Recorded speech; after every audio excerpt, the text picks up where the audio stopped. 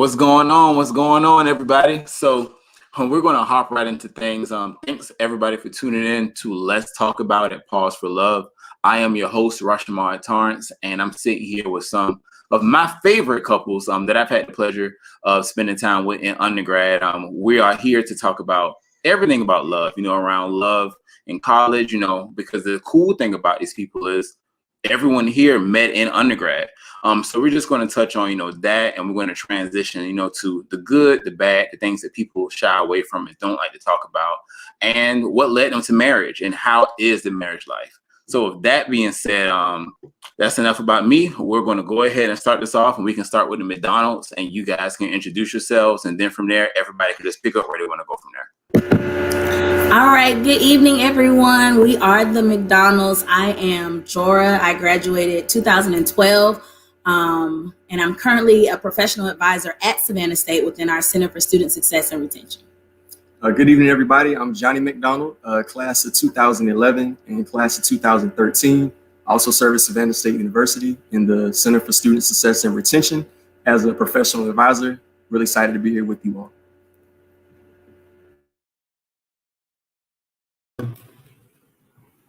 Hi, my name is Ashanti Reeves Pope, and I graduated from Savannah State in 2011. Right now, I am a marketing consultant for small businesses in Savannah, and I am getting my MFA in writing from SCAG. Good evening, everybody. My name is Marvin.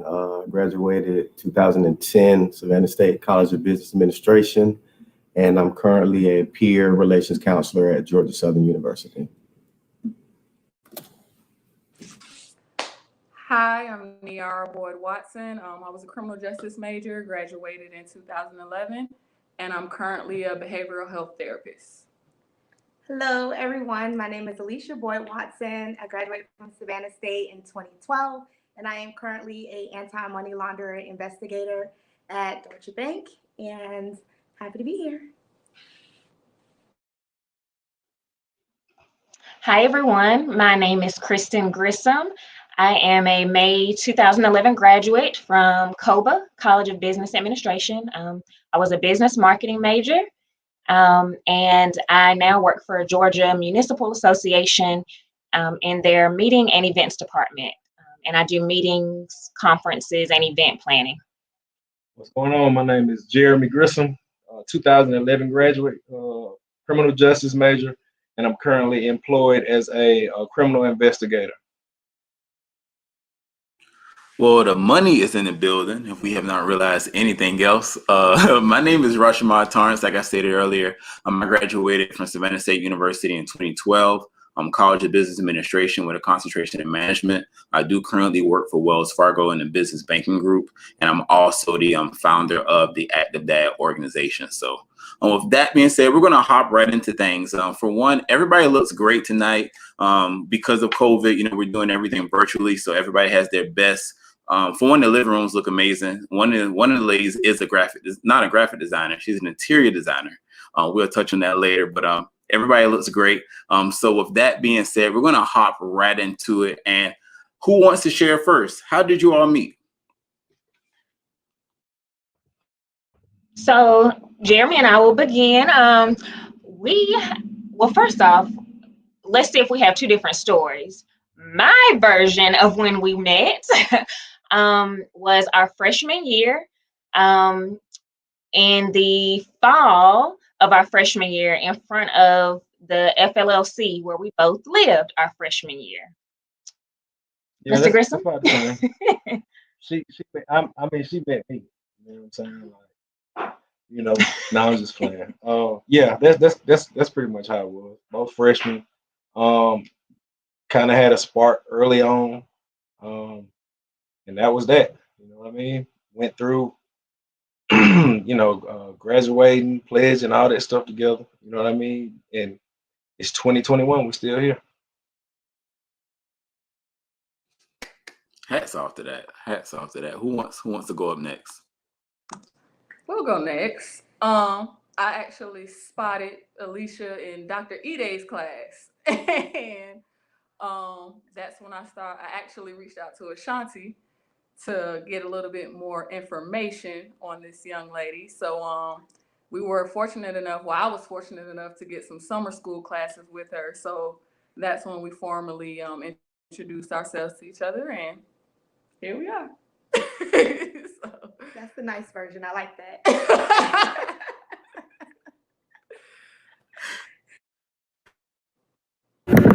All right, so we actually met for the first time freshman year, but we didn't meet like again until I worked in athletics as a student employer under Shed Dawson. That was spring 2018, and he had just joined. 2008. I'm sorry, 10 years later. And then he joined Achievers of Today and Tomorrow in fall 2007. So then he would always be in Mr. Dawson's office that spring semester. And so that's when we kind of met, but we actually didn't start dating until after undergrad. I was in grad school at State, and that's when I started making some moves towards Jorah. And noticed she was always at the basketball games. I'm a big supporter of athletics, and it's like everywhere I went in Savannah, she was there. So I was like, I need to start, maybe try to, like Niera said, get a little more information and try to, make that next move. And the rest is just history from there.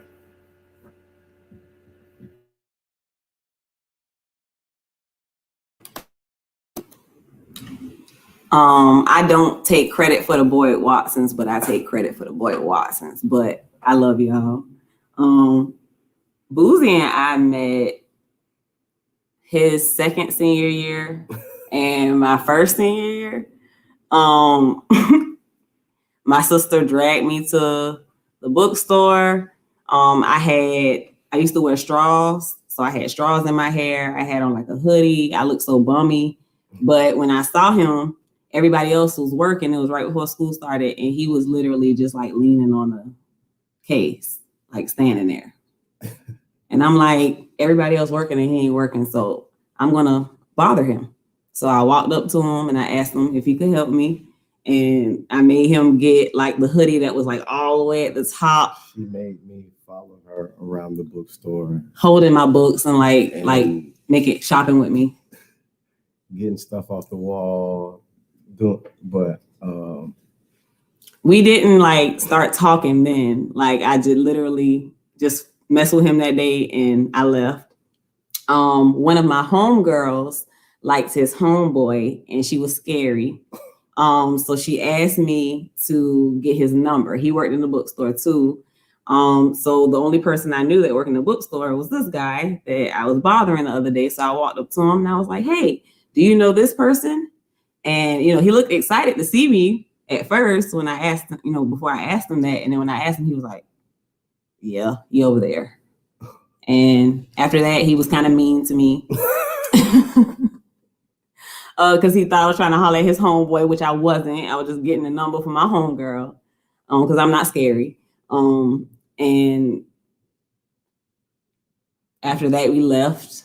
And what was the actual time we started like talking was a month later. Yeah, roughly about a month later. Yeah. I just pretty much seen her sister walking, asking they need a ride.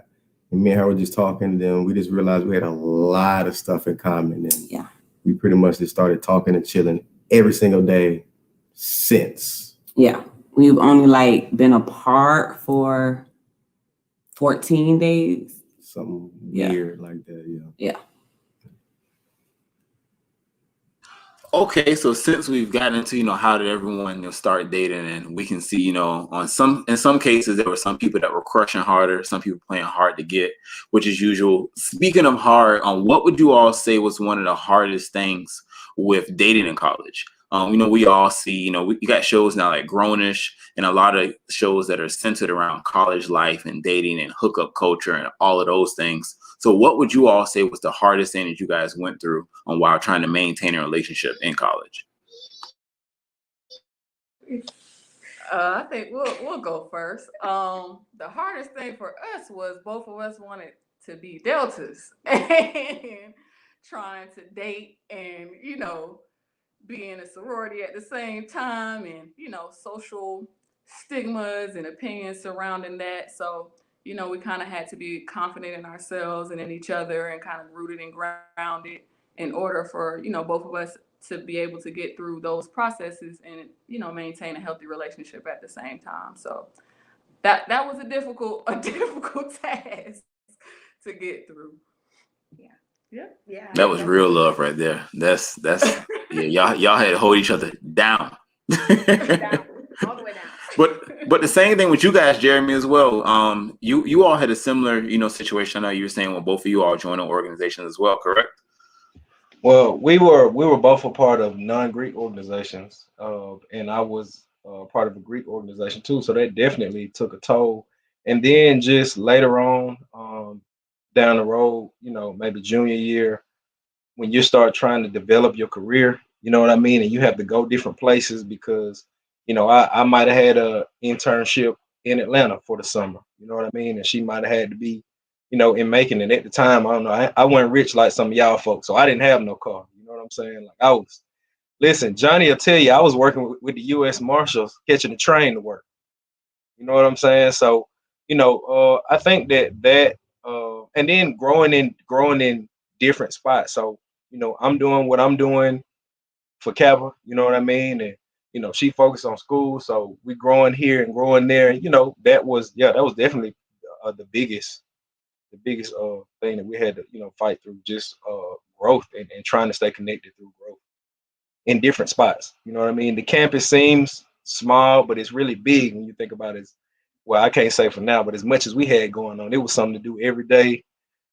They look, I don't know if it's just me, but I feel like a non-Greek organization popped up every week, and it was always something to do. You know what I'm saying? So yeah, that was definitely tough.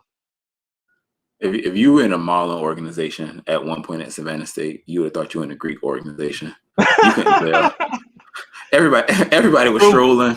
Some people were throwing up signs. That's true. I was here for the catwalk, but you know, hey, we're gonna do what we had to do. Hey, it was all love. It was all love. Exactly. You know what I mean? Like, yeah. I can't speak for what I don't know what's going on now. I'm not there, but you know, it was all love. Everybody was just trying to get in and be a part of something, man. And it makes sense. We were talking about this on Twitter a couple weeks ago, me and some other individuals that graduated. And I said, if you were not in any Marlin group when you were an undergrad, you missed out on some fun. That was just a fun time. What a time to be alive. And I see they're still holding things up. I don't know if they're having virtual fashion shows, you know, in their living rooms right now, but they'll make it through. Next up, so to the McDonald's, what about you guys? Not in their living rooms. I'm sorry. Well, she is tickled over here.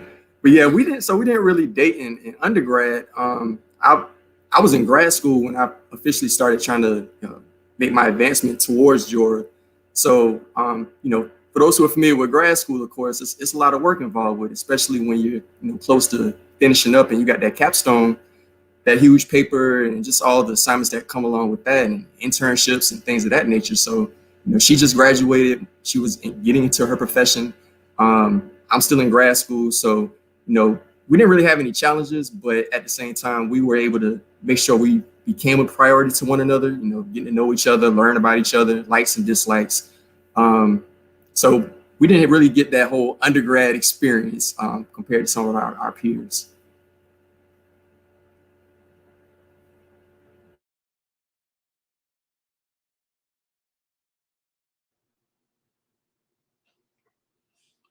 Popes, anything you guys like that? We didn't necessarily have a title when we were in school. We were friends first for a long time. It kind of took both Jeremy and Niara to tell me that I even liked him. So hard to get. Yeah, she knew she liked me though. Yeah, I did. She did. I did. So we got a lot of our dating experience after we both had graduated. He was already in grad school at South, and I was working. You know, I was in the professional world. So, and it was difficult. Like, I'm not even gonna lie. Like, one of the first hurdles right outside of us dating, it was like 3 months in, and I like broke my foot. So he had to carry me for 3 months. Literally. On his back. Like literally carrying He had to take care of me. So like carrying her everywhere she went. That was like a major hurdle. And that was early But we had been friends for over like a year and a half before, so it made it easy for us to kind of communicate. And we still had hurdles even after that happened, and I healed and we got engaged and got married. But that's all a part of it. So one thing that I did want to add, since we're on the topic of dating, what you guys went through in undergrad, some people believe that you shouldn't date your freshman year of college. Some people say don't take anything as serious. You guys are great examples, of the products of meeting each other in undergrad or either dating in undergrad, and then just taking your relationship to the next step. How do you all feel about dating in college? So like for your freshman year, for example, you just graduated high school. I'm painting the picture, and you're like madly in love with whoever, which is the typical story. Then you get to college, and it's either sink or swim. I don't know about you guys' experiences. A lot of the freshman love stories that I saw sank by sophomore year. What would you guys recommend, or what advice would you give to students right now? For me, I would just say get used to college life first, especially as an advisor now and being able to build those relationships with our students. They have a lot going on in their lives already, and adding a relationship onto first generation college students or anything like that just adds more to the plate. And it definitely distracts you if you're not the type of person to be focused on your academics as well as maintain your relationship. So for me specifically, I would just advise students to get used to being in college because it's completely different. Like our students come here literally thinking, oh, it's just like high school. I'm just now the youngest person on campus when I was just the oldest person in high school. It's completely different. It's not the same. So get acclimated to college life, join some organizations. And if you find someone during that time period, then that's when you can kind of focus on that. But I would definitely be into your studies. Prior to my loving husband, I dated a guy, and it was like you said, you fall in real hard, and then it's like, what is this? So I, looking back, wouldn't have done that. Now So y'all that's embarrassing each other in the calf now. Bobcats in the calf. Now y'all embarrassing each other. I know the new SSU, they don't know about the old calf. They don't know about the old calf like we did, but y'all know how we used to sit like at the bar in the old calf and right over there, wait just while people watching. So Yep. yeah, it was some cruel times back then. So that was the catwalk. Yeah. That was the catwalk. Real. If I could add on what George shared, I would say as a freshman, one, get to know yourself first. Learn about yourself, your strengths, your weaknesses, your likes, your dislikes. Get acclimated. Even right now, a lot of students, especially with us being in the midst of a pandemic, starting college, are struggling with adapting. They're used to that structure where everything is given to them just in this format. And in college, we know that's different. A lot of the expectation. If you had Dr. Johnny Myers in criminal justice, she had a high expectation of you, and she expected you to know the content or whatever it was before the first day of class. But you got to learn about, where you are, how you're going to, adapt to this new environment. And then, as you start getting involved on campus and meeting new people, relationships may eventually come. I'm not going to say I came to college with the intent on getting married, but just because of getting involved, surrounding myself with, certain people and being in certain environments that was positive, I end up meeting the love of my life, honestly. So, it can happen to anybody. But at the same time, there are some students who just jump right into it. A relationship, don't get to know the other person at all. And then that person breaks that student's heart. And now they're in depression, and that's impacting your academics. That's impacting your mental. You can't focus, and, it just leads to all the other problems. So I would just say, learn about yourself first and just work your way up to that point.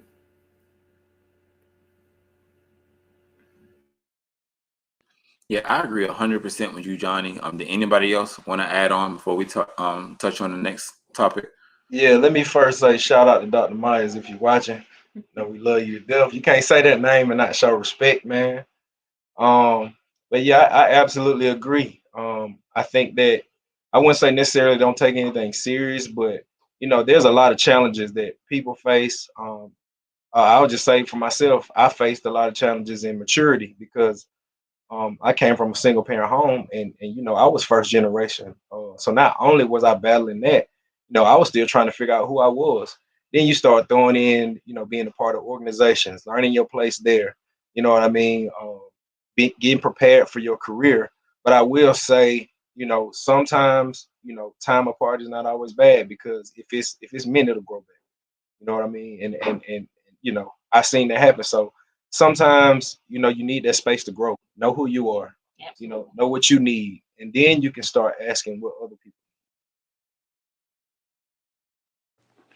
I think mine, I'm gonna have to be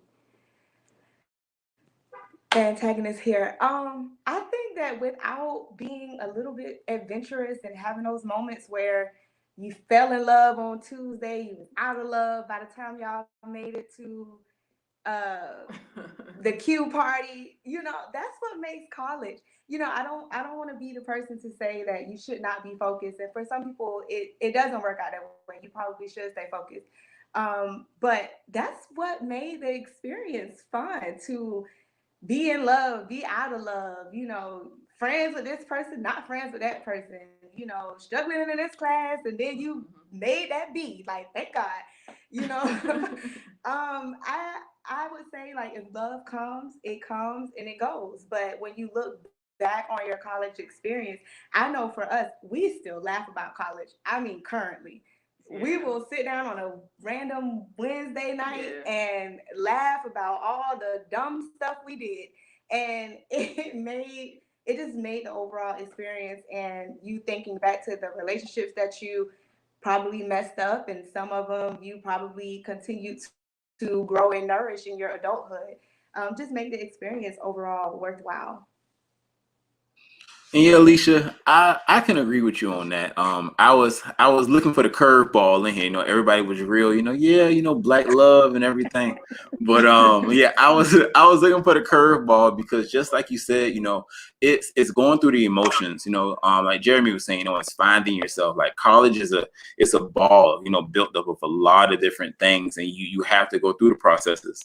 I can't speak on behalf of females. You guys can agree or disagree. I feel like you will never have as much fun in the club until you just broke up with somebody, just got broken up with, let's say, the day before, and you hurt, and your friends are like, you know what, we getting you out the village, like, we getting you out the commons, forget them, like, put on something, we going to Island Breeze, where we're going at, and we just gonna have a ball. Like, you have to experience that.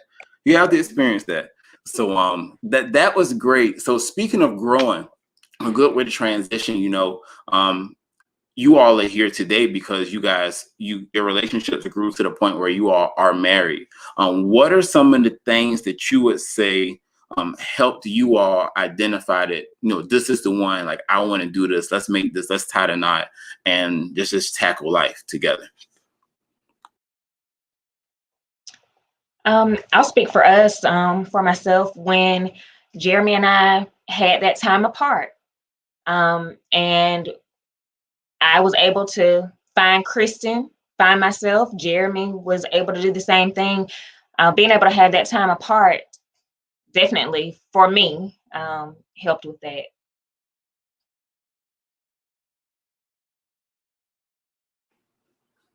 All right, who else wants to chime in? Being honest, I was just able to be myself with Shanti. I can be a goofball. I can be vulnerable. I can be sad. I can be happy. It doesn't matter, So I can, like, truly be myself. And once I, like, really had that revelation of, like, dang, I, like, not only love her, I, like, want to, like, truly be with her for the rest of my life. That was easy. It was an easy decision. It wasn't even a decision I had to make. Yeah. I like being around him, and people who know me know I don't like people. So if I like you and I like being around you and having you around, and like, and he's the same way, like, that matters, especially like in a significant other, because I never thought that I would be married. I didn't want to get married for a long time before I met Boozy. I didn't want to get married, and he was the only person that kind of changed my mind. Like, I like being around you, like, every day, and that's cool. And we fell in love, and it was like genuine. It was very genuine. It just happened. And I feel like a lot of times if you force something, it doesn't happen as, organically. I think for us, the turning point was, I graduated from Savannah State a year earlier. And so I essentially had to kind of decide if I was going to wait in Savannah on Alicia or move back to Atlanta. And I decided to wait. And then when she graduated, we decided to transition down here to Florida. So just those life transitions, solidified that this is somebody I was going to do life with. And then for us, we have a different dynamic with being same sex. So, shout out to Obama when he legalized same sex marriage. It was especially easy for us to say, okay, we're really going to do this thing. We're going to spend, the rest of our lives with each other. We made these transitions, these moves. And we equally goofy. So don't let Alicia fool you. She's silly. So we just mesh really well, and it just works. I think so too. What helped a lot was we were dating, but we had a lot of the same friends. So I immediately knew that her character, just from the people that she kept around her, I knew matched my character. And that made it so much easier just becoming actual friends while we were dating. I mean, we would be mad at you and roast you at the same time. And it was very, very organic. I will say in the beginning I was a little skeptical. I expressed that to Shanti, but we worked through that because those were just little pitter patter things, and immediately when we connect, I mean, it was just up from there.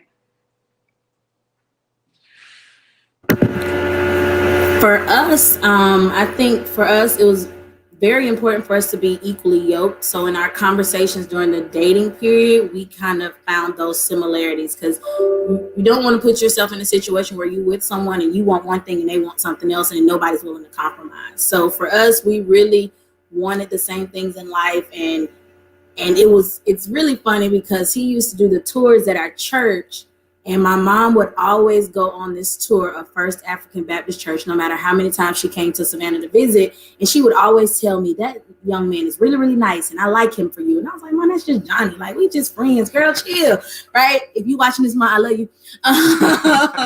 But she saw something that we didn't see yet. And this was years before we had even thought about dating each other. And to see, like, on our wedding day, our family was like, look at where y'all started, and we knew it, but y'all didn't just see it yet. So for us, it was really important to be friends first. It was really important to build that connection and find someone that you want to do life with and that you're going to enjoy doing life with. And so that was something that was very important for us when we were in the dating phase. And look at this one. And the Popes made a good point too. They mentioned how they always like being around each other, and it got to the point I was with Jorah like every day, and I don't think I even realized it. Right. And my mom would always ask me like, "Where you going now?" And I'm like, "Oh yeah, me and Jorah going to this barbecue. Oh yeah, we're going to Tybee to the beach or something."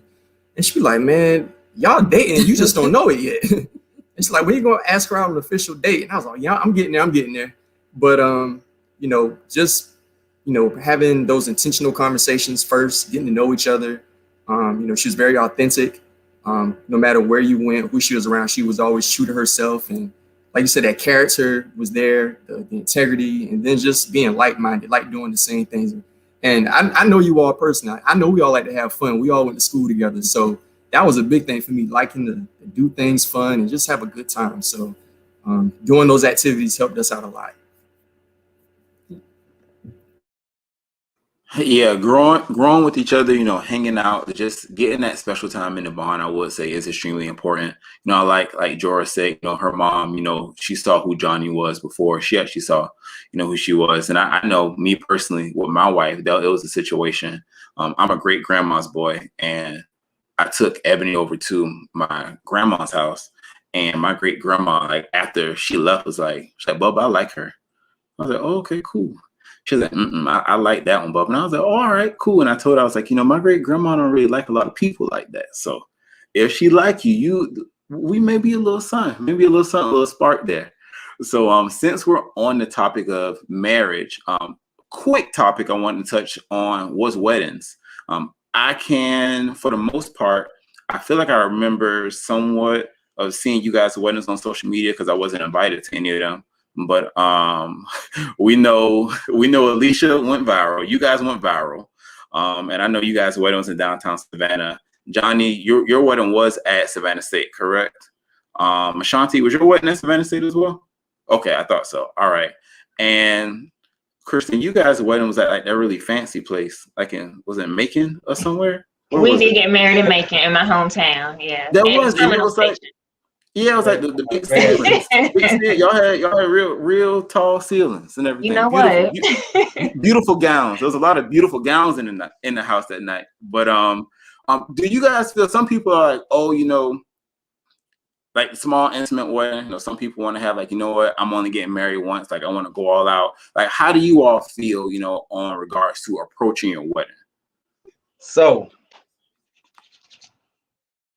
we had a huge wedding, like over 300 people, maybe a little bit over 300. And it was good. Everything went good. Everything went good, but when it really came down to it, when it really came down to it, man, what it boils down to now, and even then, is that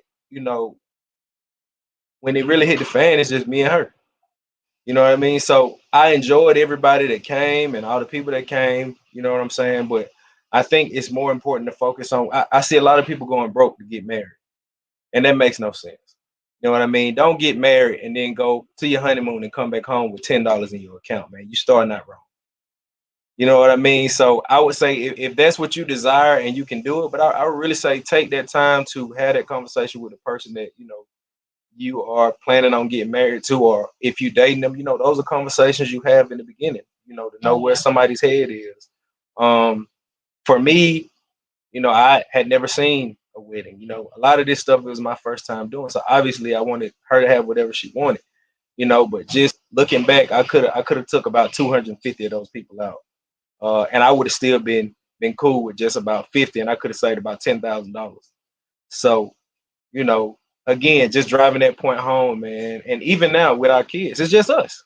It's just us. It's me and her. So if we would have did it at the back of a McDonald's, that would have been kind of tacky. But you know what I mean? You get the gist of what I'm saying. It's just us. You know what I mean? So if you can afford it and that's what you really desire, do it. But if you can't, don't feel bad about it. Make sure that people are there. And another thing before I skip over this, people that watch you or witness you get married, that's symbolic. That's your village. I don't want you to sit here and see me get married if you're not gonna help me when stuff go left. I ain't just trying to feed you and get you drunk. That ain't. I don't care if you see. I don't care if you take pictures.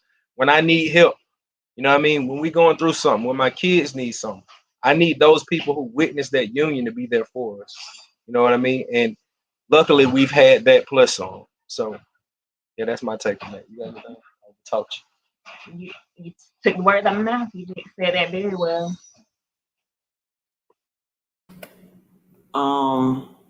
We'll go next.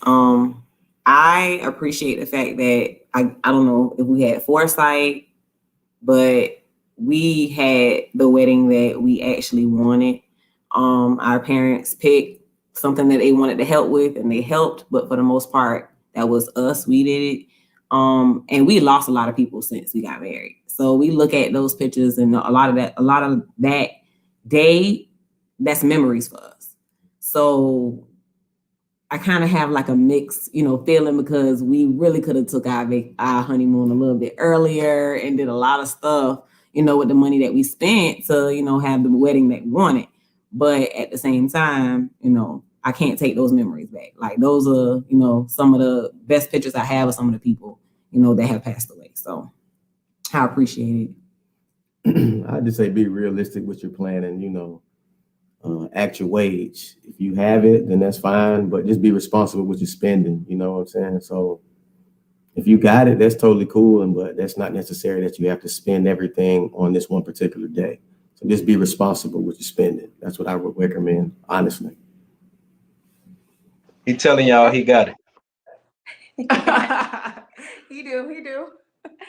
I think for us, that was one of the biggest expenses that we had shared with each other since we had even been together. And it taught us quickly, like who did what with finances and who prioritized what, like $300 for shoes, leash. Come on now, like just really able to understand and figure out, what's important and what's not important. How you're managing your finances, how you're budgeting, and if we're going to do this, like what is okay as far as a budget is concerned, and what is too much. Can we scale back? And then it also taught us who was important in our lives really quickly, because although everyone here had beautiful weddings, ours wasn't like big dogs over there, 300 people. 300. I want to say we had exactly 100 people, exactly, and we still to this day, those 100 people are our solid rock with us till the end. So I wouldn't take absolutely a penny away from the day that we spent. But I will say it taught us a lot about myself and about us as a couple, about how we manage and handle money. Well said, baby. Well said. Yeah, y'all wedding was real lit too. Y'all thought about us as a people. Y'all had water and everything out there. Appreciate it. Yeah, everybody did have some really beautiful weddings. Like when you're looking at these pictures on social media, it's like, man, them things need to be on the cover of some magazines. But my wife and I, we did get married at Savannah State University, and we were actually planning just to get married like outside, maybe in a square or something downtown Savannah, but my allergies kind of jacked up. So I believe my mother-in-law came up with the idea of we should get married at Savannah State. We was like, man, we went to state, we worked there. We ain't trying to go that far with it. But when we actually started putting some deep thoughts into it, it actually made sense. And it was like, this will work. But wedding planning is a process. You don't want to spend above your means.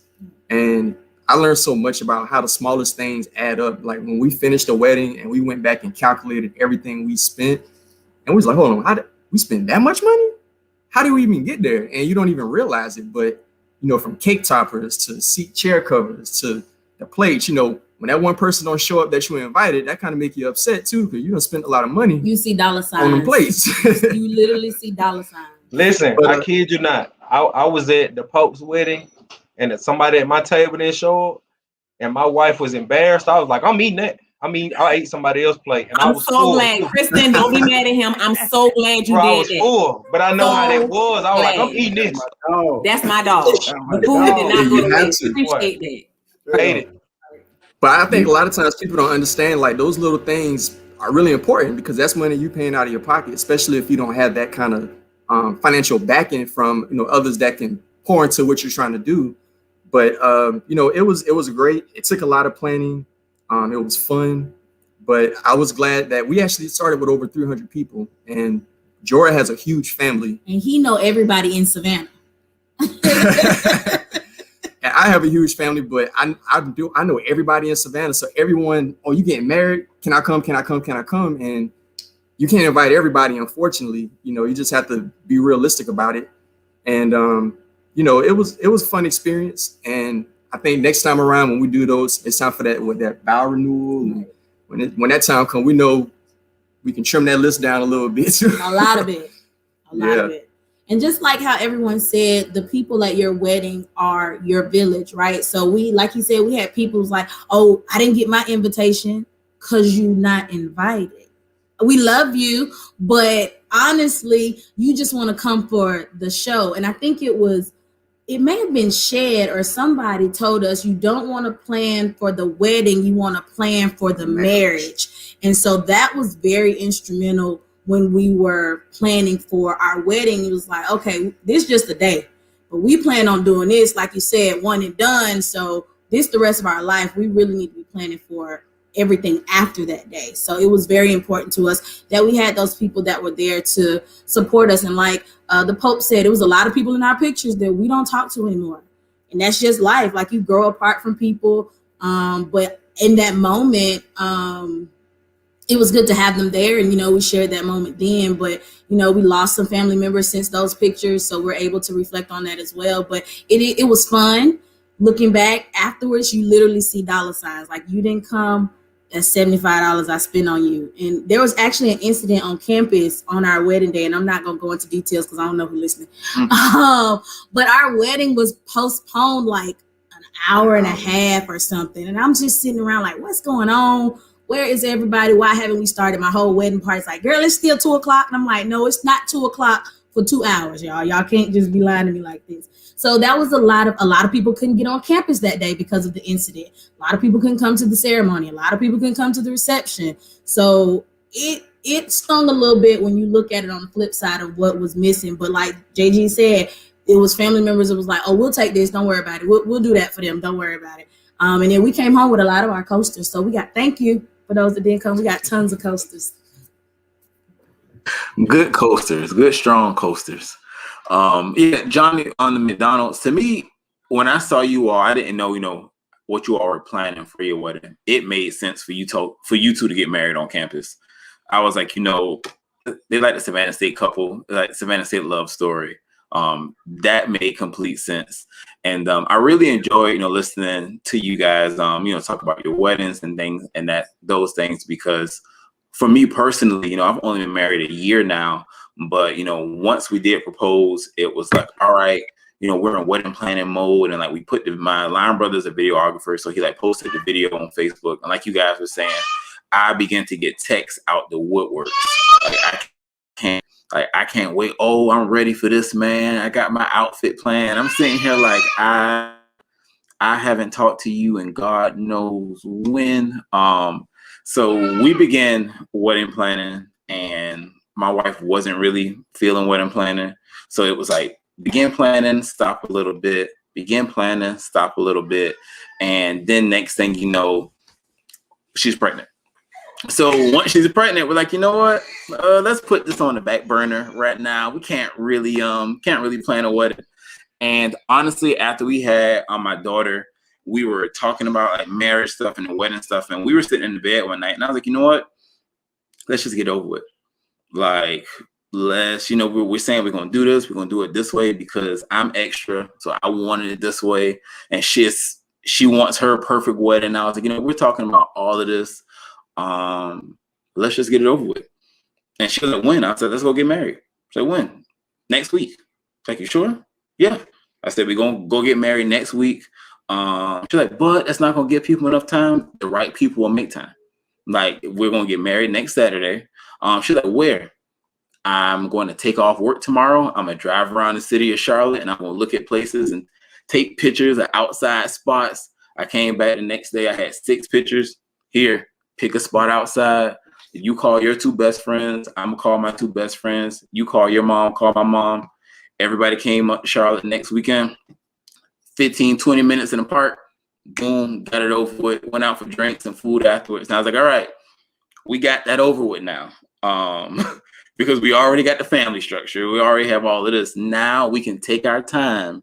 And our goal now was to do for our 3-year renewal, we would have the actual wedding, because we both want to have a ceremony, but life happens. And once you start adding kids to the picture, it just kind of, you're like, I don't really feel like all that right now. One of the questions I did want to ask, speaking of weddings, to you guys, Alicia, I know you did comment, that you guys had a same-sex wedding. With all of that, because that was new. It was really new around that time. At that moment, what did you guys encounter? Did you guys run into anything around that? Woo, child. We ran into a lot of different factors, from venues looking at you crazy when you come in. It's like, okay, what do you all want? Like, we're trying to get married. Oh, the price might go up, or you don't get a call back, or people just are uninterested. From family and opinions, that was a real strain on us. It's just the same sex thing, and people have their own individual opinions, what they're entitled to. But during that time, they were kind of imposing them upon us in the decision that we chose. So there were some nights where we had to hold each other and, stay solid and firm in what we wanted to do. And we knew we loved each other, and we knew this is something we wanted to do and push through that and understand at the end of the day, no matter what people say, they throw at us, we got each other. I got your back, you got my back, and that's all that matters. So, yeah. I think too, that day and just moving forward, it was important for us to make sure that we had our family, and by family I don't mean blood. I mean people who have been there for us from the beginning, moving into this marriage and still current to this day. And a lot of the problems that we still face now is like Niara said, it's other people's opinions and what it's supposed to be. You all know that we are both in the same sorority as well, and not our chapter, because our chapter is the best chapter in the world. Ooh. But there was a lot of unpopular opinions about our relationship. One being a homosexual relationship, and two being in the same sorority. And that was something that, I don't know if it's happening privately or publicly and it's just not aware, but we were kind of forced into the forefront of it all. A little bit of it is our fault because we did name our hashtag 2 Deltas in a Ring, but we're extra and we were willing to take on whatever criticism because we knew who we were, and we're very grounded people, which is really what attracts me the most to Niara. She knows who she is. I know who I am, and if we got to bully up on some people, we will real quick. So it was difficult, but I think us being together and the people that we are and the people that were around us made it so much easier to just get through the day. Because let me tell you, it was a lot of tears. Yeah, it was. We definitely shed tears, and that wasn't signs of weakness. It was just signs of us struggling a little bit with getting so beat up in the process. But we prevailed. Here we are. And that's all that matters in the end. And once again, you guys look great. You guys did like I said, I remember you all's wedding, and so when it's all said and done, it's all about you two.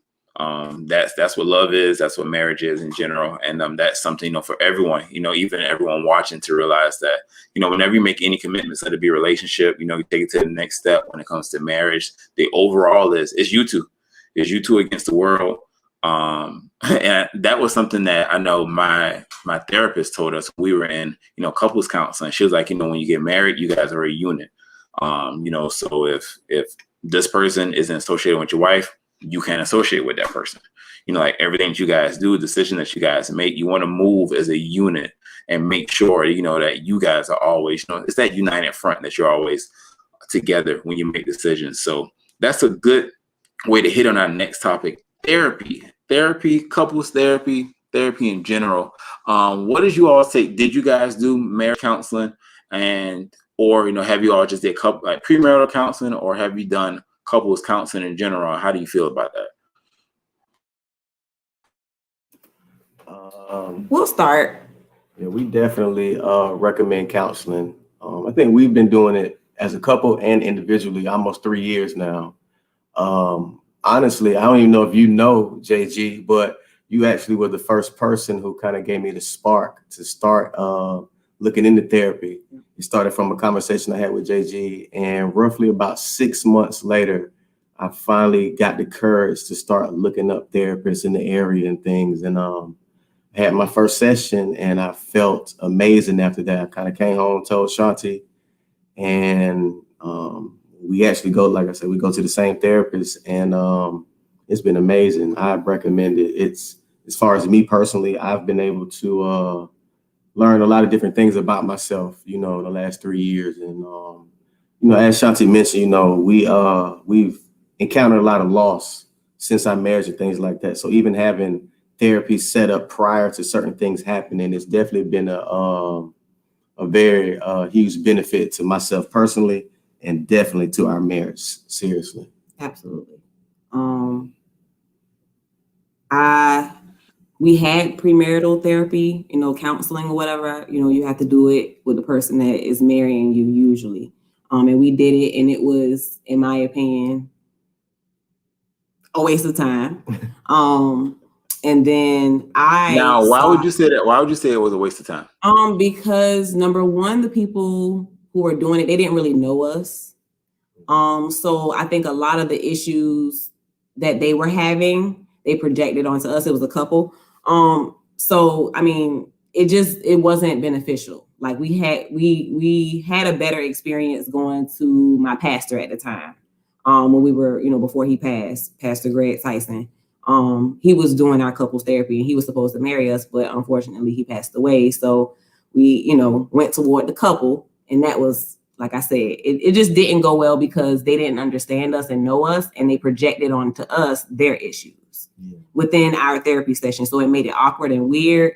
And me and Boozy have a certain relationship, so we were just looking at each other like, what are they like? I don't know. We have a certain dynamic. So, if you don't understand us, then you may think that we're, I don't know, maybe delusional about relationships. No. Like, it's cool. Everything's good. There's a lot of different things. We don't have a lot of issues because we have conversations. So certain issues we've never had in our relationship because we've always talked. But as far as my personal journey, like I have a lot of childhood trauma. So I didn't realize how important therapy was just for myself as a person, an individual, because aside from us being couples, all of us, we're individuals, and we have our own baggage that we bring into the relationship when we come in.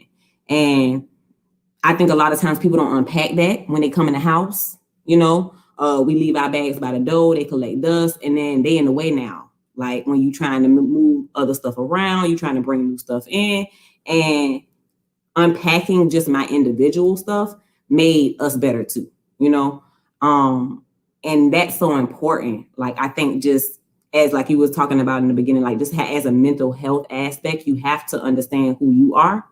And you also have to understand like how to, your love language, because mine is, physical touch and words of affirmation, and he acts of service. So at one point I was giving him my love language when he didn't want it. And vice versa. He was giving me his when that wasn't love to me, so we had to learn each other as we, progressed through our marriage as well, because he started evolving and needed different things differently, especially after a lot of the loss that he had with his dad passing. And I needed different stuff after healing from certain things. Like I no longer, wasn't sensitive about certain subjects. So you can talk to me differently when we have certain conversations. So we had to evolve with each other. And therapy was the best thing, like in our community, because we come from a people that have been oppressed, and we come from a people that, and largely, a large part, just if your feelings they don't matter. If you have trauma, put it to the side. You still got work to do. Type of mentality. Like we have to work on that, because that's how generational curses continue to our children. So that's my take. You said a lot. No need to repeat it. But like you said, it's a double-sided sword, because therapy is important for relationships. I know for my marriage, it allowed me to communicate better, because once you begin to unpack your childhood and those things, you really realize not saying mom and daddy did a bad job, but your parents did what they knew. And they did what they knew because that's the environment they were raised in. Like you were saying, when we were growing up and if something was going on, you couldn't come in the house and be like, Mama, I'm depressed. She'd be like, all right, go depress them dishes. And them dishes depressed. So so situations like that, is very important, just the mental health aspect of things. But what were you about to say, Alicia? We didn't do premarital counseling or therapy, anything. We have visited a therapist in order to work on communication. Again, we're both women, so certain things I ain't letting go, you ain't letting go, so we gonna be in here all day not letting go of something.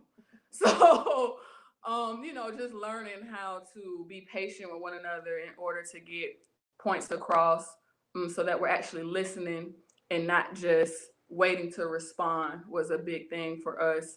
And also a thing, I'm a therapist. So it was a thing like, I ain't going to therapy because you a therapist. And I'm like, oh God. But that definitely plays a factor as well. Like, with me, kind of manipulating the sessions because I kind of know how they flow. So getting through that and just working with each other and learning patience was something that we definitely took from therapy, that I think we definitely just patted each other on the back the other day, like, hey, you communicate well, you communicate well. So that's something that we learned and we're continuing to grow from. So I definitely recommend it. Yeah, that's something for me. I'm gonna try to be as brief as possible, but I think that I'm still unpacking some things and growing from some things. So I think that it's really, really important. And we did do premarital counseling. You know what I mean? Rest in peace to, the gentleman who did ours. He passed away.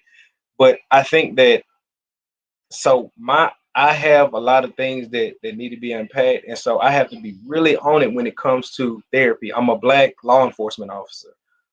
I am a product of a single parent home. Not knowing I'm learning how to be a dad while being a dad, if that makes sense.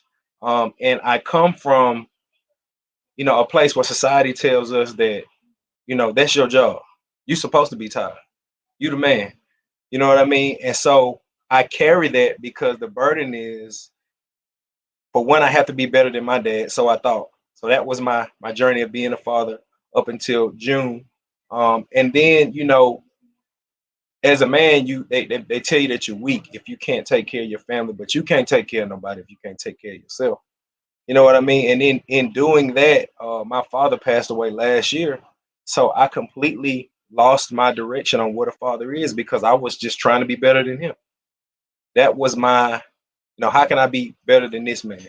And now that he's no longer here, I had to really be in a space where I accepted that, okay, I need help with this. I got to talk to somebody about this. Because what happens, is that builds resentments in places that it shouldn't.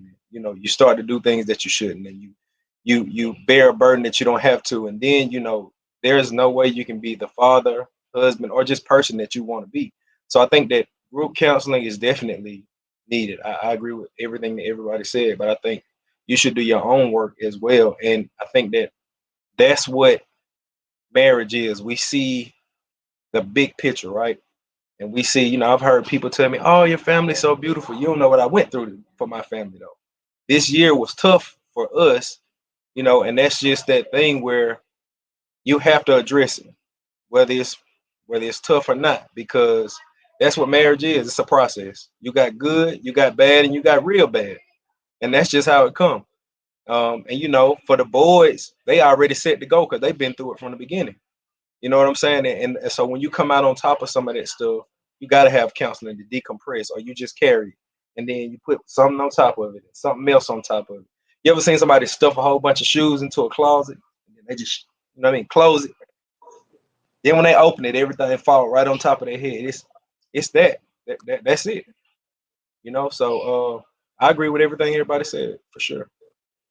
And Maud, I know we probably have to move on, but I just want to say to everyone who is listening, you have already taken the importance of therapy and couples and growing together. But most importantly, what you need to take from that is doing the work. Because I know so many people who have gone to counseling and they go to counseling and it's $100 a week and you do not do the work. You have to take what you learn from therapy and actually put it into action. Not when y'all cool and it's fun and y'all out at game night or downtown drinking. I'm talking about when you all are at odds and things are rough and things are tough. Now is the time. Like, have you been working on yourself? That's when you know if therapy is working. It's not when the eggs are cooked perfectly. It's when the eggs got a shell in it that you get mad. And you got to make sure. And if we can add to what has already been said, y'all definitely have set the tone for this topic.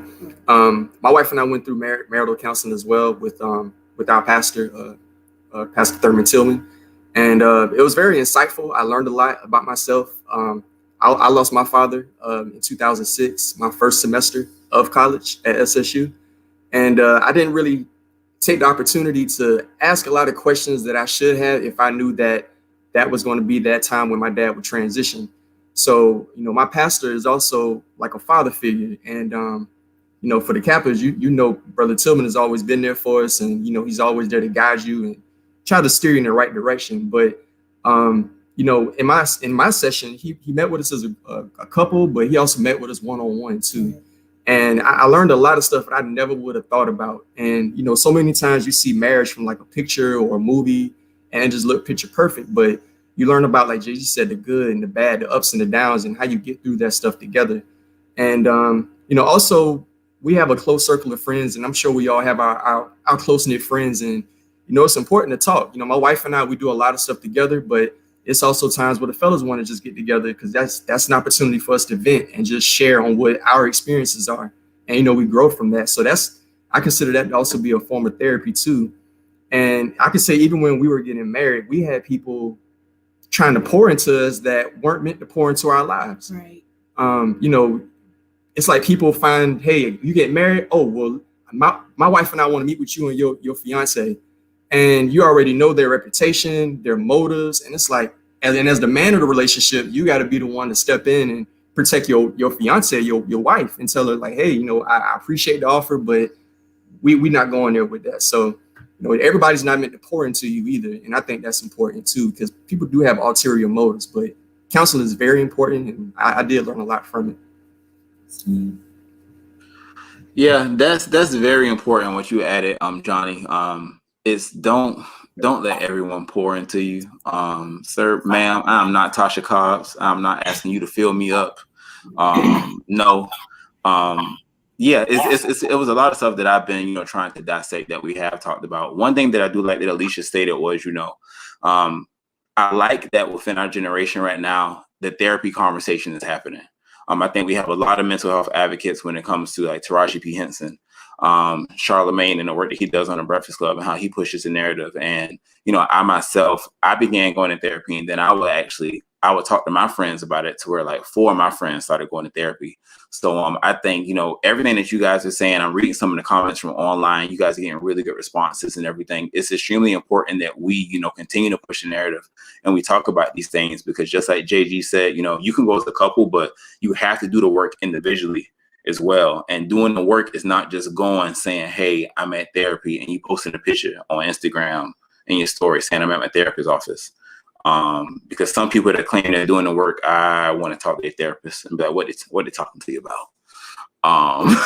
Hey, Mark, before we move forward, I just wanted to say something. I know with us women, we always get a lot of encouragement and, Black girl magic.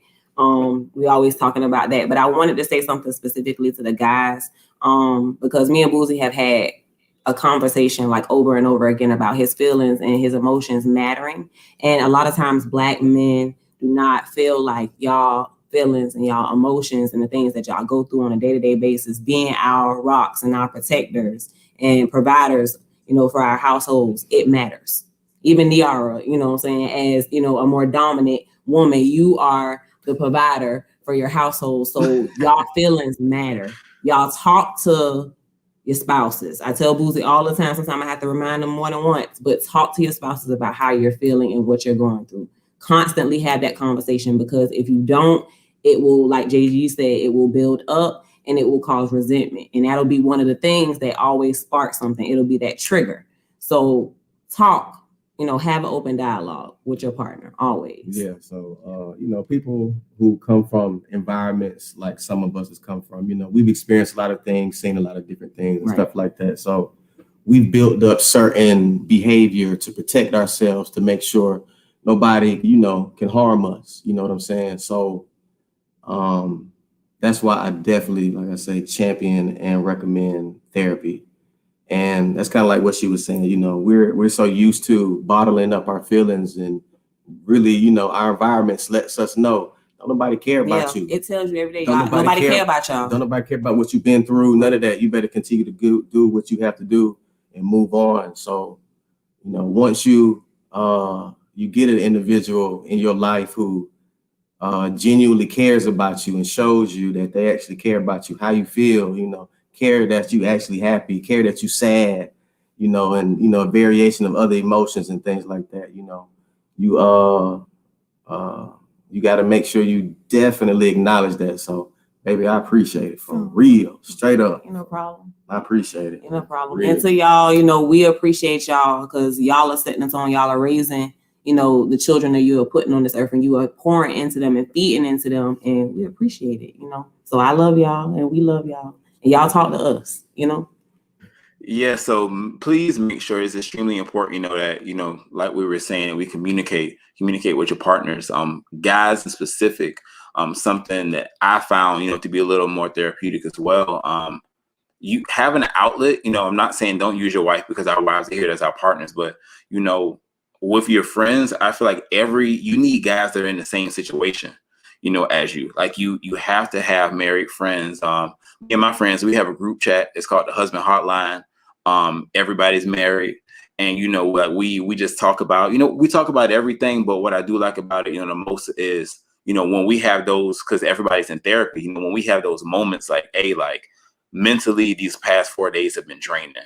And, you need to be able to release those things and talk about those things. And that's something that therapy taught me a couple of years ago. I mean, this applies to everybody, when it comes to venting, having conversations with people, use your friends. That's what they're there for. You can call your friends and you can talk about like all types of things, but there are too many people, that are suffering in silence with too many people around them. And it kind of doesn't make sense. You're like, well, how could they be unhappy and they have, this person's around them and they went on this trip and they did that? You have to begin to use people, and not in a bad way. Like if you're my friend, we're going to have all the good times, but when I'm at my lowest, I need to be able to talk to you and tell you like, hey, this is what I'm going through. Because if I can't do that, I'm not really in the business for that right now. We don't really have time for that. So while we're on the topic of, and one of the comments that Johnny was saying, like picture perfect and things of that nature, when people see couples, they always see like, oh my God, you guys' pictures are so beautiful. Oh, you guys are doing this, you guys are doing that. How do you guys, maneuver through the tough times? Let's touch on that. How do you guys maneuver through the tough times? An example that's always funny to me is I remember when we first began taking Christmas pictures and we posted one of our Christmas photos and everybody was like, oh my God, we love this photo. We literally got into an argument in the car and we were mad at each other the entire photo shoot. But we was like, all right, we got to go and get in front of this camera and smile and do all this little giddy stuff. So people don't really touch on stuff like that. How do you all feel about, making it through the tough times? Hey, life is real, man. It's not a picture. You know what I'm saying? Like, you can never prepare for what life is going to bring. 1 minute, everything can be good. And then the next minute, you can have a partner with a medical issue. You know what I'm saying? Like, nothing is guaranteed. So it's really about finding a person that really going to hold you down, even when it's going south. You know what I mean? Because, especially if you have kids, nothing, you never know what the next day is going to bring. You know what I'm saying? So I think that the way we make it through is we don't have a choice. There's no other way. We're going through it, and we're gonna come out on top together. However it come out, we're gonna be there, both of us. And it might not always be pretty how we get there, but we gonna get there. We're gonna make it. We're gonna get there. Yeah, we're going. We'll see you on the other side. However it come out, we're gonna both be there on the other side. Boozy and I have this little saying, like, in the mud, because a lot of times, our ailments clash. I have anxiety really bad, severe anxiety, and he has depression. And PTSD. So a lot of times it clashes. And on top of me healing from, just generational curses, Black women strong, don't want to, say I was wrong, or I didn't mean to say that, or yeah, I was snappy, or, it's a lot of different factors. But when we in the mud, that means if we got to stay up till 3 o'clock in the morning talking about this, that's what we about to do. We're gonna be tired at work tomorrow, but it's what we're gonna do.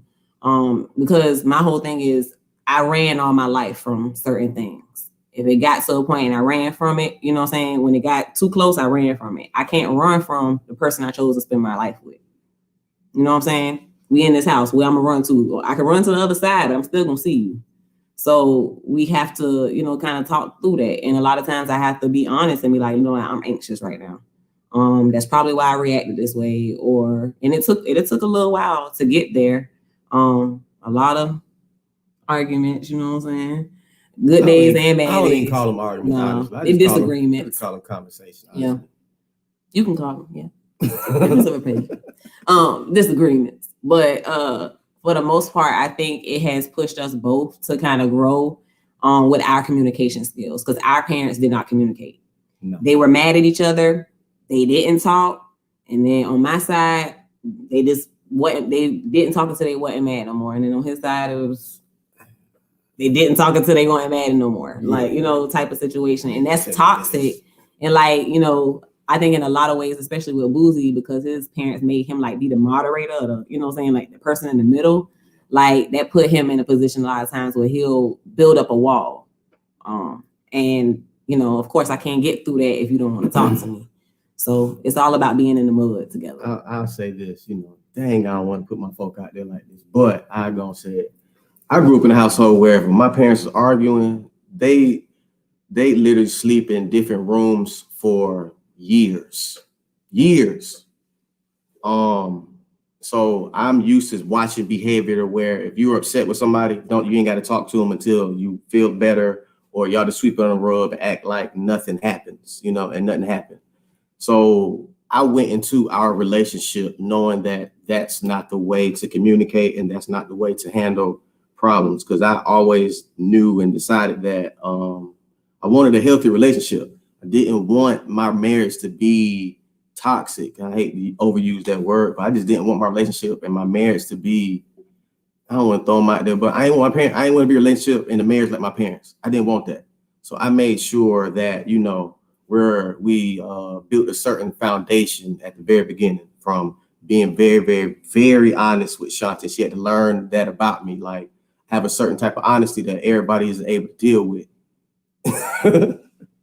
Like brutal sometimes, and it's a bit much, but he's an acquired taste. That's why I'm with him, because it ain't for everybody, he's a special one. But as far as that's my answer. I want to twist this. I see we have like 20 minutes left, so I want to twist this, and we're gonna start doing like two couples at a time answers the question. So since you're on that, we can start with you guys, Alicia. What were some from viewing your parents' marriage, or like what was your relationship just in general? Because I know as a conversation I was having a couple of weeks ago, what a lot of people don't realize is many of us didn't grow up knowing what family structure was, because there was no family structure. A lot of us were raised by the Winslows, the Huxtables, like whatever we saw on TV, that was the closest thing we saw to family structure.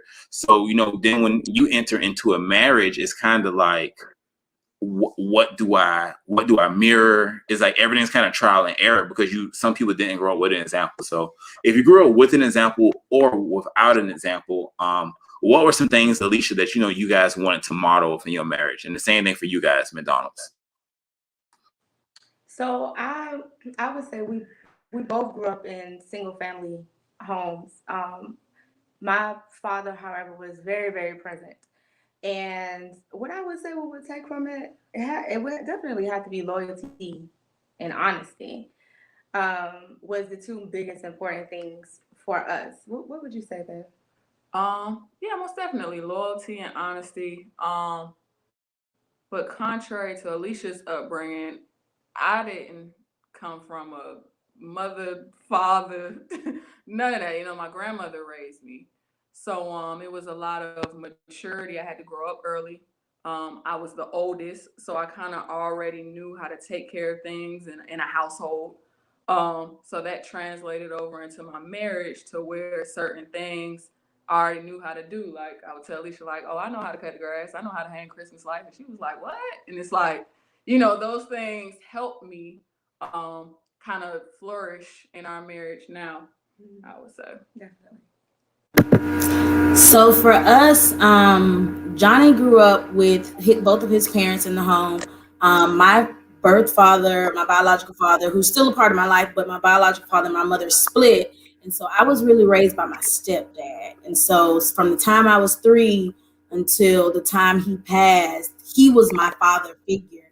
And so there were some good things and some not so good things about their relationship that I wanted to bring into ours, or that I didn't want to bring into ours. My dad was a family guy. My family's big, his family's big, just outside of our immediate family. So we knew we were family centered, and anything we did would be centered around family. But my dad also worked a lot, and I mean a lot. And so that took him away from the house for a lot of times. And so even when Johnny first started at Savannah State, he started in recruitment.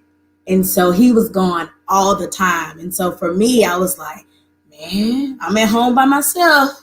We ain't had no kids then, but it's just me and the dog. But I really want him to be here. And so we just had those conversations. And when we started having those conversations, that's when he was like, okay, I can't be on the road all the time. I need to be home with my wife and our family. And so there were some things that, you know, he learned from his parents that we wanted to bring into our relationship, and some things that I learned from my parents. And then there are also things we learned from both sets that we just felt, okay, that's different. So my mom and my stepdad ended up getting a divorce. But we knew that divorce is not an option for us, because we're spiritual beings and we believe in God and we believe in the sanctity and the unity of marriage. And so we fight for this. When we have those hard times, we know that that's not the option for us. So what do we need to do to work even harder to fix whatever's going on in our marriage? So we were very clear from the beginning, is like we said earlier, one and done. This is it. And so we love our parents, but we just know that there were some things that we just couldn't do for our marriage that may have worked for them, but we just know it wouldn't work for us. Yeah. And the big thing is making sure we communicate. So like I mentioned, my dad passed away freshman year of college, but he was here one night.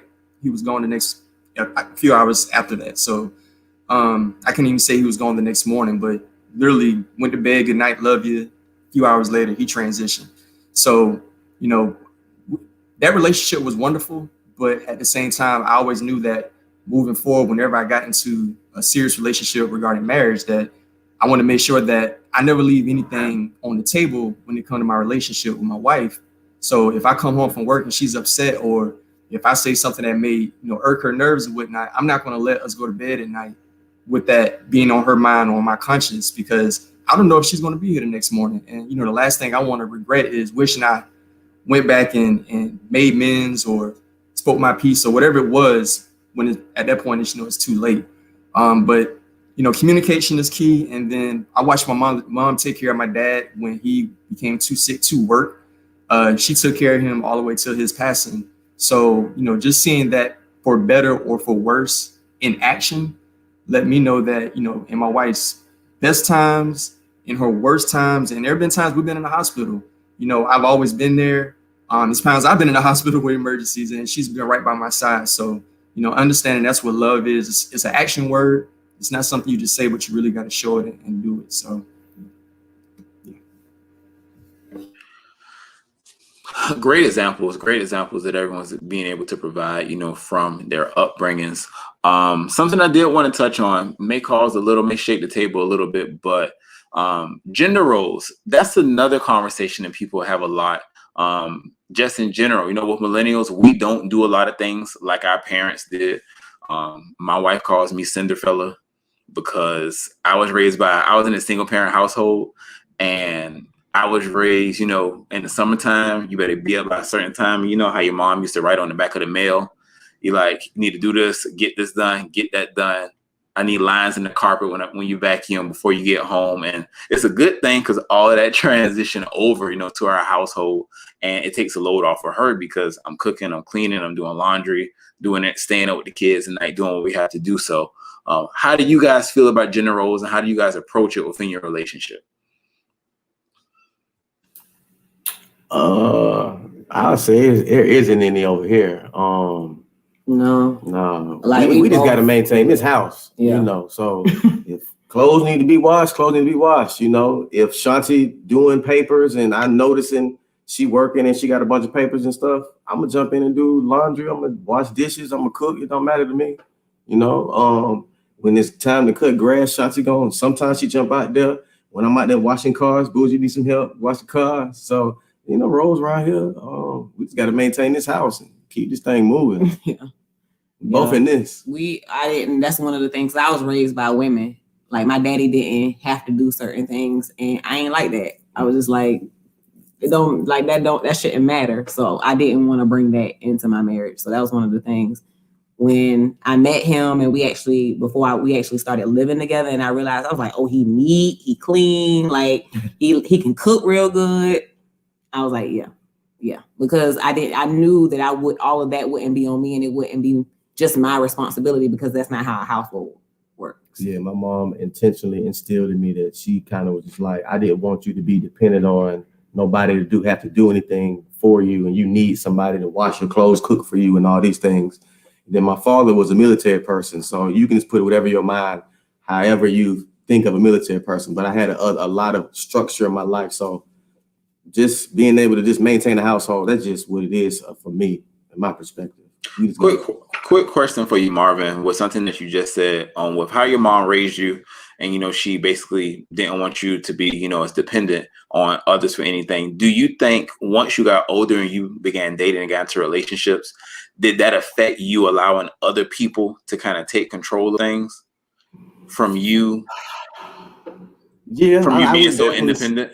Yeah, I would definitely say I'm a control freak with a lot of aspects of my life. But I can straight up be honest though, Shanti is one of the few people that I allow to take control in things. And that's what I appreciate her for a lot of stuff. Just, like I said, Shanti allowed me to be myself. So I can not have, she allows me to not have to have so much worry and anxiety about so many different things because, she understands me. I jump in and handle it. Like, if he can't do it, I will do it. So a lot of times he'll do more because a lot of times he won't do certain things. He never really does anything for himself because he's always trying to make sure that everything is together. I think that's one of the downfalls of his mama, just making sure, hey, this is how you're supposed to do this for a household. Like she instilled it in him and it was good, but it was just like, everything is not on you. And he had to realize that everything just wasn't on him. Like, and my father was I'll say it like this, he was very financially responsible. So for me, I'm always worried about making sure savings is good and making sure finances is straight and things like that. I'm always trying to think of years down the line and having unexpected expenses and things like that. So like I said, Shanti helped me. She's helped with me not being such a control freak about a lot of different things. He has fun. Yeah, she helped me have fun and enjoy life. I like those answers, Marvin. We have a lot in common when it comes to that because on both ends, I was kind of raised be able to take care of yourself. Don't depend on nobody for anything, which is a good thing. But then the negative in that comes into play where it's like when I did get in a relationship and I would ask Elle to do something, but then in the back of my mind, I already have another plan in place. Like, well, if she doesn't do this, I know it's going to be taken care of. So that was something that we battled with, I could say. Then when it came to the finances, the same way. I didn't know what credit was growing up, but I heard my mom fussing at a lot of different things about bad credit enough for me to know, don't mess up your credit. So when it comes to finances, I review my accounts to the penny. I know where every dollar is spent, where it's going. We're making sure like, no, you can't spend as much because then that may affect my credit score. That may get us here. We need to sit here, man. Business school. Yeah, so you have to. I'm always thinking about, well, if we want to do this, our credit needs to be here. We need to make sure we do that. So those things. So that the next, JG, I want to ask you guys another one of the questions that we have on here is about, since we're on the topic of finances, how do you guys feel about the great debate, which is always, should bills be 50-50? Should the man pay all of this? Should the man pay that? How do you guys feel about that topic? Well, I come from it's twofold for me. I come from a single parent home, so I've seen my mom do everything, and I'm talking about I done seen my mom change oil on a car before, like so. That, and then having my father, not be financially there, and I go back and forth, but I think it's all about who what happens between you and your mate. You know, for me, we equally yoked in the way of I'm not even gonna necessarily say we split everything down the middle. If you need something, I got it. How we gonna get this done? It's all ours. You know what I'm saying? Let's say we got separate accounts and she run out of money. Who you think gonna give it to her? It's our money. You know what I'm saying? So I don't even go into it like that. She got what she need, I got what I need. And we might be in a different situation because we have children, so ain't no mines and yours. It's all ours. You know what I'm saying? Like I'm not asking her for her special debit card to go buy diapers because it's her turn. Come on, man. I ain't going through that. No. We doing all of it together. You know what I'm saying? So there's no, oh, is this your turn? I got this, your turn. Half of the time we go somewhere, I'm asking her, hey, you got your card where I can get to it, or whoever can get to a card first. We ain't counting in. Right. It's going in the pot. All right, thanks for that. The next question I did have for the Boyd Watsons. How do you handle whose side of the family you spend the holidays with? Oh, that's a good question. We actually have a system. We have a system. We do do. we do Thanksgivings with her family, and then we do Christmas with my family. But my family really isn't as holiday-y as Alicia. They like want to match. They want to do gift exchange. They want to take pictures. So, it's no pressure to say, all right, we can do Christmas with your side as well, or we'll go up and visit my grandmother because, we really don't. I'm sorry to put y'all out there, but we really don't get together like that. So, we came up with that system, and it works to where we just bounce back and forth to make sure we're getting around to see everyone, and it works. Okay, well, the next question that we do have is going to be for the McDonald's. Do you guys believe in spoiled? Do you feel like both partners should be equally spoiled in a relationship? He laughing, but absolutely yes. I like getting Johnny stuff because I know that Johnny will go to a store pre-COVID, right? But we'll go to a store and he'll be like, "Oh, I like those pants. I'm gonna get them next time." Why? Just get them now. So I like getting things for him that I see that he has an interest in because I know that he's like, in his mind, is like, oh, I don't need those pants. I got like 10 pair at home. So I'll get another pair when one of my other pair go out. But I'm like, you like it. It's okay to get something that you like every now and then. So yes, I love spoiling him, even if he doesn't like it, because he'd be like, oh, babe, you didn't have to do that. I know I didn't have to, but I wanted to, right? So I like spoiling him. Yeah, like we'll be in the mall or something, or the outlet, and I see something I like, and exactly what she said. I'll like, oh, I get it next time. But then we can pass by Michael Kors or something, or any store, and she's like, I like that. I'm like, all right, cool, let's go get it. And I pull out my wallet and go buy it. And I never realized it was a habit until she mentioned it to me, but it stemmed from my childhood when my dad got too sick to work, and I ended up, even before college, I was working, just trying to help my mom, make it through, pay bills, and keep groceries in the fridge and things like that. So it was always a need versus want type situation for me. So, and one thing I always appreciate about my organization, AT&T, was that it taught us about the importance of meeting needs. And when there's a need or someone else has something they want, you try to help them meet their need. And even in my marriage, I've always done it. It's like, I know you want this, so I'm gonna get it for you. But if I want something, I won't treat myself. So I'm a work in progress. I think I've gotten a little bit better. A little bit better, yeah. But even now having a 2-year-old daughter and one on the way, like I spoil my daughter a lot. Like I think I went to Walmart one day and just came back with a whole bunch of stuff, and she's like, "Bro, like we don't need this. You don't even need this." I'm like, "Yeah, but I know she would like it," and it's just a habit. So we do spoil each other. I spoil her way more than I spoil myself. So I'm getting better. I can agree with you on that, Johnny. I think some of that does come from, when you're used to having, a good bit of responsibility. I did work when I was younger. I worked since I've been 14. I've always had a job, worked all the way through college. So it's like you kind of look at money, like when you get it, it's like, okay, cool. I can't get that. I don't want to spend it right now. That's what wives are for, apparently, because Ebony is jar. She's like, go ahead and buy it. I'm like, no, because of this. And like, I can get it next time, or she'll just go ahead and buy it because she's like, you weren't going to get it.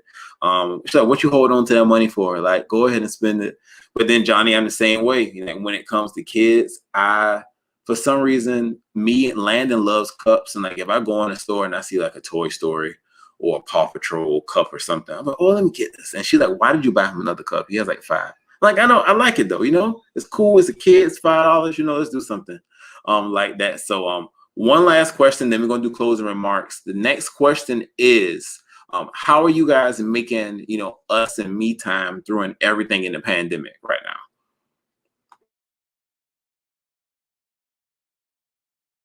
Anybody can go. I'm still working on that. We We're still working on that because, you know, we have not only a 2-year-old, but a 2-month-old. So it's like once one of them finally gets settled, the other one's up like, all right, it's my turn. We're still working.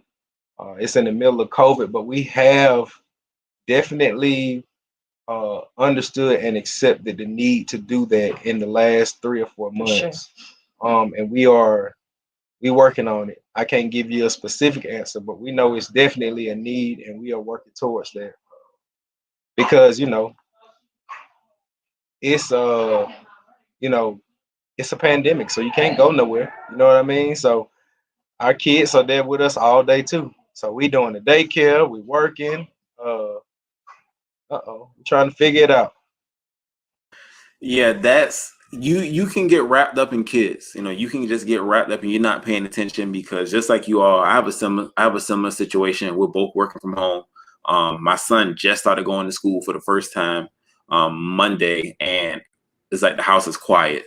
I don't really know what to do. We still have a 1-year-old that's going crazy, so we don't have a watchman anymore. But it's extremely important. You know, like through COVID, at one point we did have we had like date nights, like Thursdays were our date night because we did the whole Michael Tart relationship goals series, and they were talking about, you know, make time. So like every Thursday, you know, we would do something like make candles in the house or try to do things like that. My wife is extremely introverted. COVID was like the Super Bowl for her. She was just like, you know, it's my time to shine.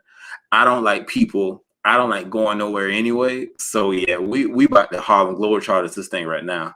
So but just like you said, once she got a new job, it's the balance again. Because now she has a new job, different hours. So we're trying to figure it out. So we struggling right now as well, man. What about you guys, Boyd Watson? How are you guys managing through all of this? So right now we're getting us and me time. We're actually getting like unwanted us separated time right now. So if you're not in our current circle, we spend sometimes a month and a half to almost 2 months apart, just sporadically throughout the year, because outside of my AML job, I do have an interior design business that I own, and it's operated in Atlanta. So when we're back together, it's actually like, okay, whatever spa day, nail day, you time, self-care time you need to do, you better do it while we're apart, because when we come together, I'm on your Right. Y'all know the rest. So when we're together, I mean, it's just our thing is phase 10. Play games. So we play a lot of phase games. 10. And like she said, she's gone for long periods of time. So we're actually currently in the her being back and just enjoying each other and going out on dates and, you know, mask on, of course, and just taking advantage of the moments, you know, before she's shipped out again. It's like the military. So I'm the housewife. So yeah, you know, just learning and getting comfortable with that dynamic, and we make it work.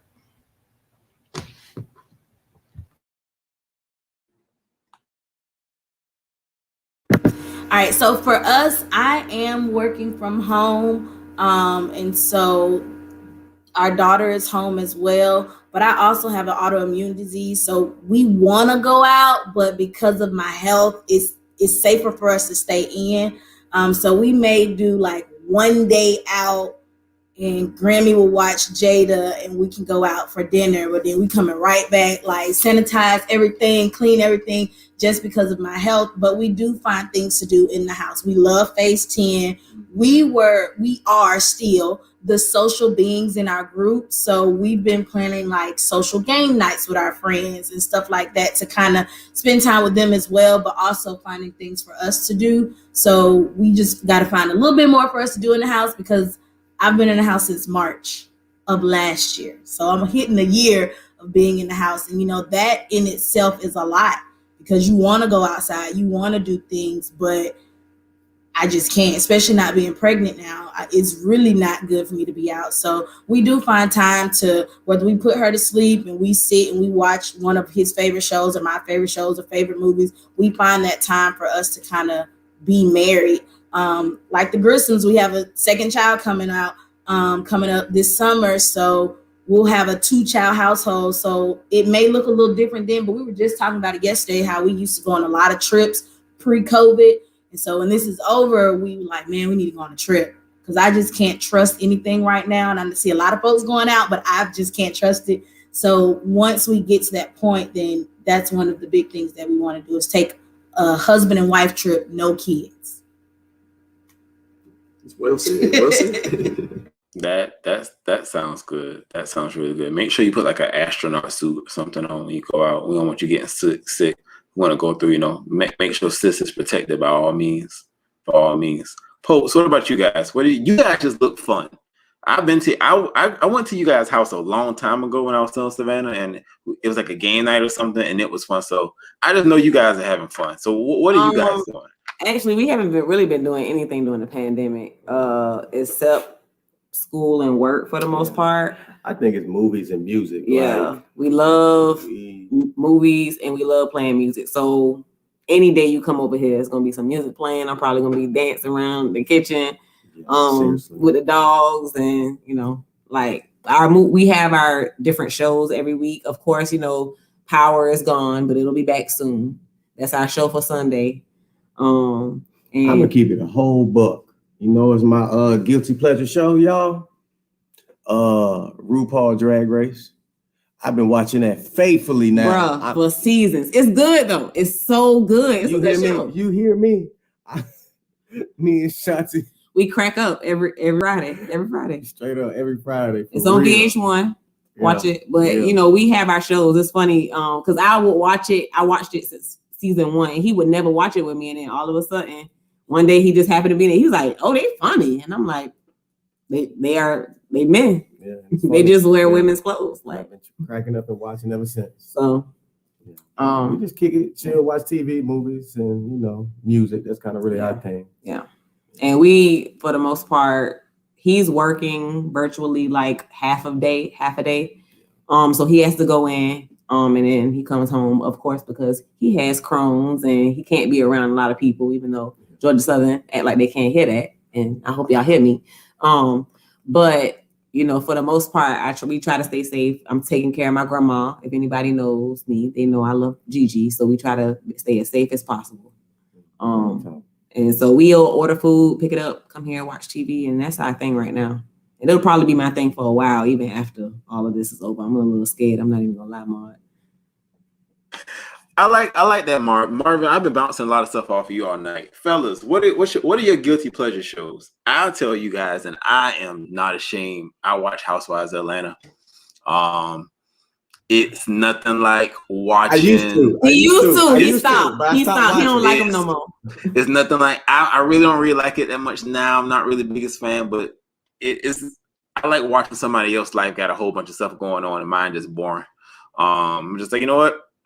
I can just put this on. And the funny thing is, one of my street homeboys years ago, we was out and he was like, "Hey, bro, you get me back to the crib.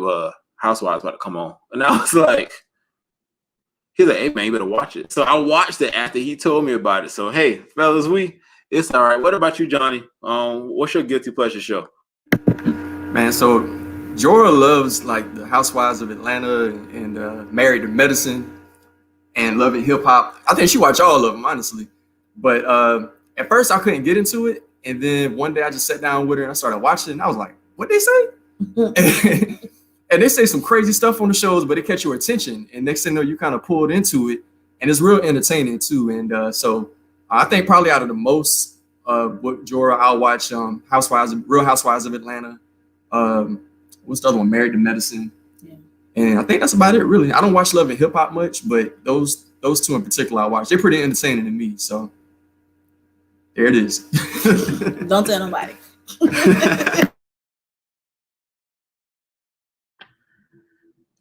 JG, what about you, big dog? I don't have one. It was one that I was watching with her called Love and Marriage. Love and Marriage. I start catching the back end of those, but when I see folks throwing shoes and stuff, I'll be like, I ain't watching this. That's just me being real. I can't. It don't get my attention long enough because if I do sit down for a minute, I'm gonna probably hear something break because my daughter's running around knocking stuff down. So yeah, it don't. That's probably the one. What is it? Love and Marriage. Yeah, Love and Marriage. Huntsville. I stumbled across that. Somebody told me to watch that, and it was all right. I watched it. It's all right. It's cool. It is all right. Boy Watson household. We not leaving you guys out. What's the guilty pleasure show? We've been on Survivor lately, like watching reruns, and we'll pick like who we like and like who gonna get voted off, and sometimes we'll bet like who you think gonna get voted off first. Loser gotta take a shot, so we make it fun out of it. Or like who has she'll come up with a strategy, I'll come up with a strategy. Yeah, so we do that, and like Handmaid's Tale is one, waiting for that to come back on. 90 Day Fiance. So we have a lot of the same likes when it comes to TV. It's not really a guilty pleasure. The only thing I'll say she watched, I'm guilty of kind of liking was Top Model. I gave her a hard time about it, but I'm like, who won? So who got voted off? So yeah, we're like game show people, or like thrillers and mysteries and all that type of stuff. Yeah. All right, guys. So the last question that we do have is just closing remarks. Not really a question, but what if you could give anybody, just that's interested in knowing about, like love and marriage, like any advice, what would you guys tell them? Hey, do your own thing, man. Don't focus on what other people doing. Don't let them show you the best parts of their marriage on social media and think that's it. Be prepared to do the work. Be prepared for your spouse to grow and you to have to do things to stay in line with that, and be open to grow with them. And just be open to change. You know what I mean? Life happens rapidly, and either you can get with it or you can't. But do your own thing. Don't be concerned with what works for other people. You get with your person, and whatever works for y'all, that's what works for y'all. And don't let nobody tell you nothing different. Do what works for you. Be comfortable in yourself and you as a couple. You don't have to copy what they doing over there, or what this couple's doing, or how they're doing, or what they're doing right now. You do you.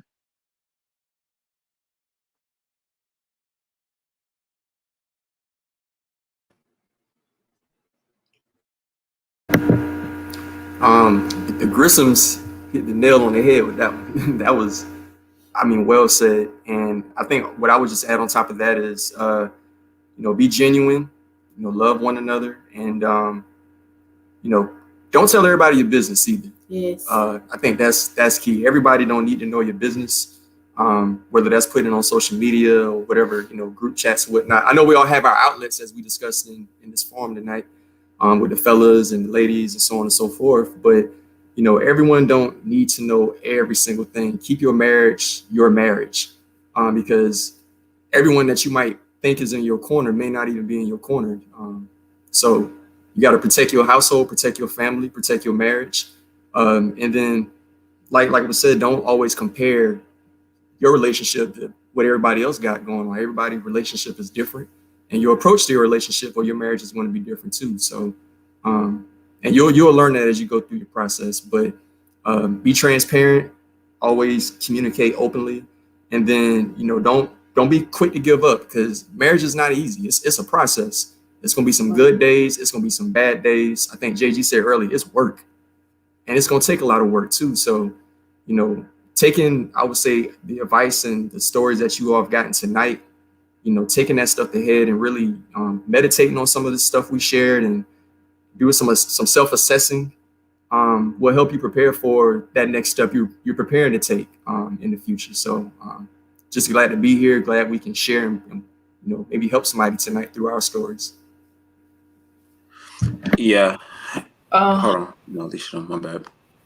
I think I would say the best advice is to remember to have fun. A lot of us have been together for a while, and it's easy to fall into a routine and things look the same day to day, work, coming home. And, in some of our cases, you have children and you fall into this kind of cycle and you kind of forget to have fun. So keeping that spark alive to where you're laughing, enjoying each other, introducing maybe new activities, new things, trying out new things, whether it be food, to keep you all interested, keep you all young and vibrant a little bit, and not kind of getting consumed by the cycle of life of day to day, because it can get really boring real quick.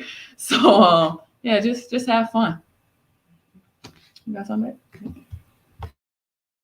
Great remarks from everyone. The only thing I would add, like everyone was saying, is I would say before getting into a relationship, make sure you somewhat began to do the work for yourself. Singleness isn't always bad. Take time, to get to know yourself and, just prepare yourself, for when you do get into the relationship. And like everyone has been saying, relationships are hard work. So just work at it, be committed to it. And something else to realize is, us as humans and us as individuals, we're constantly growing and we're constantly evolving. You're not going to be the same person you were last year. The person that you're with, once you get in a relationship, it's a journey, on that journey, you're going to hit highs and lows, but you guys are going to grow, together. So just always make sure and keep that in mind, that you're looking to, I would say, set goals for you all. And once you guys do set those goals, just constantly work towards it and grow into being what you want for your relationship to be, because it's not going to start out how you want it. You may not have everything, but as long as you guys are on the same accord, you guys are equally yoked, you can accomplish and achieve anything together.